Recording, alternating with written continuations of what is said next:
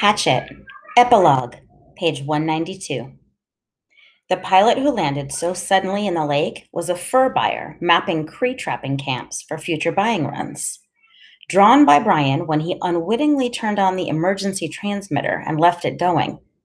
The Cree move into the camps for fall and winter to trap, and the buyers fly from camp to camp on a regular route. When the pilot rescued Brian, he had been alone on the L-shaped lake for 54 days. During that time, he had lost 17% of his body weight.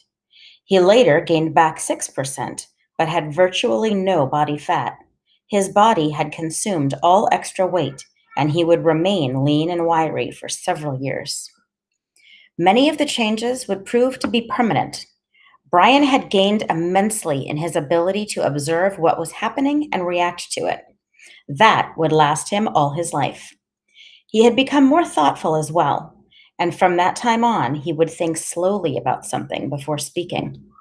Food, all food, even food he did not like, never lost its wonder for him. For years after his rescue, he would find himself stopping in grocery stores to just stare at the aisles of food, marveling at the quantity and the variety. There were many questions in his mind about what he had seen and known, and he worked at research when he got back, identifying the game in berries. Gut cherries were termed choke cherries and made good jelly. The nut bushes where the fool birds hid were hazelnut bushes. The two kinds of rabbits were snowshoes and cottontails. The fool birds were ruffed grouse, also called fool hens by trappers for their stupidity. The small food fish were the bluegills, sunfish, and perch. The turtle eggs were laid by a snapping turtle. As he had thought, the wolves were timber wolves, which are not known to attack or bother people. The moose was a moose. There were also the dreams. He had many dreams about the lake after he was rescued. The Canadian government sent a team in to recover the body of the pilot, and they took reporters who naturally took pictures and film of the whole campsite, the shelter, all of it. For a brief time, the press made much of Brian, and he was interviewed for several networks. But the furor died down within a few months. A writer showed up who wanted to do a book on the complete adventure, as he called it, but he turned out to be a dreamer, and it all came to nothing but talk.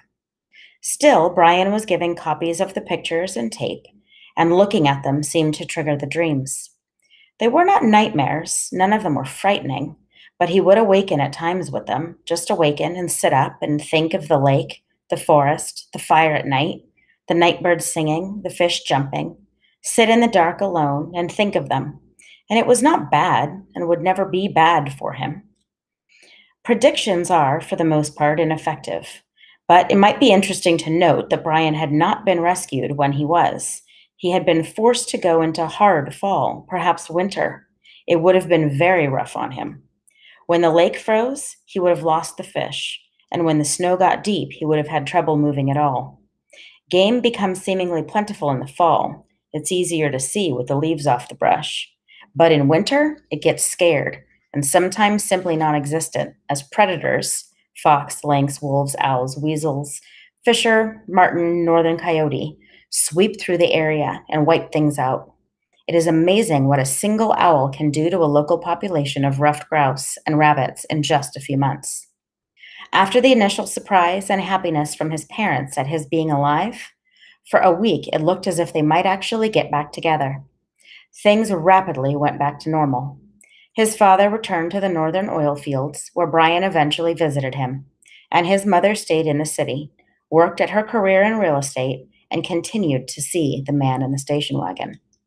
Brian tried several times to tell his father, came really close once to doing it, but in the end, never said a word about the man or what he knew, the secret.